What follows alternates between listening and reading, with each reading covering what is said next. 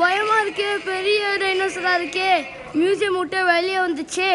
கடிச்சா 2 பல்லு கூட இருக்காது.